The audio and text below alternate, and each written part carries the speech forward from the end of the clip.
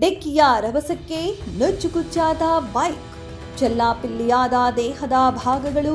ಚಿಂತಾಮಣಿ ಬಳಿ ಭೀಕರ ರಸ್ತೆ ಅಪಘಾತ. ಚಿಂತಾಮಣಿ ಬೆಂಗಳೂರು ರಾಷ್ಟ್ರೀಯ ಹೆದ್ದಾರಿಯ ವೈಜಕೂರು ಮತ್ತು ಜೋಡಿ ರಸ್ತೆಯ ಮಧ್ಯೆ ಭೀಕರ ರಸ್ತೆ ಅಪಘಾತ ಸಂಭವಿಸಿದ್ದು, ಅಪರಿಚಿತ ವಾಹನ ಡಿಕ್ಕಿಯಾಗಿ ಬೈಕ್ ಸವಾರ ಸ್ಥಳದಲ್ಲೇ ದಾರುಣವಾಗಿ ಮೃತಪಟ್ಟಿದ್ದಾರೆ. ಮೃತ ಬೈಕ್ ಸವಾರನನ್ನ ಆಂಧ್ರಪ್ರದೇಶದ ಮದನಪಲ್ಲಿ ನಿವಾಸಿ ಕೆಂಚಲ್ಲ ಮಧು ನಾಯ್ಡು ಎಂದು ಗುರುತಿಸಲಾಗಿದೆ. ರಾತ್ರಿ ಸುಮಾರು 9 ಗಂಟೆಯ ವೇಳೆಗೆ ಈ ಘಟನೆ ನಡೆದಿದ್ದು, ಅತಿ ವೇಗವಾಗಿ ಬಂದ ಅಪರಿಚಿತ ವಾಹನ ಬೈಕ್ಗೆ ಡಿಕ್ಕಿ ಹೊಡೆದು ಪರಾರಿಯಾಗಿದೆ.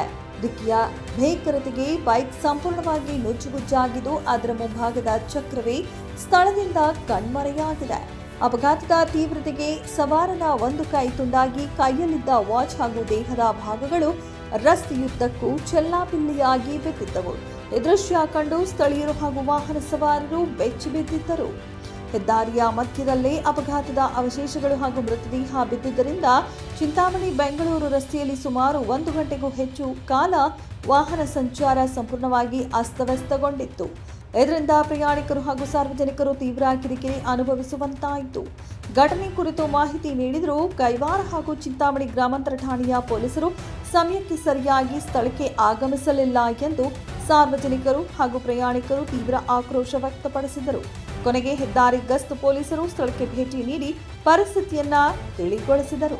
ಬಳಿಕ ಮೃತದೇಹವನ್ನು ಚಿಂತಾಮಣಿ ಸಾರ್ವಜನಿಕ ಆಸ್ಪತ್ರೆಯ ಶವಾಗಾರಕ್ಕೆ ರವಾನಿಸಲಾಗಿದೆ. ಪ್ರಕರಣ ದಾಖಲಿಸಿಕೊಂಡಿರುವ ಪೊಲೀಸರು ಅಪಘಾತ ಎಸಗಿ ಪರಾರಿಯಾಗಿರುವ ಅಪರಿಚಿತ ವಾಹನ ಹಾಗೂ ಚಾಲಕನ ಪತ್ತೆಗಾಗಿ ತನಿಖೆ ಚುರುಕುಗೊಳಿಸಿದ್ದಾರೆ.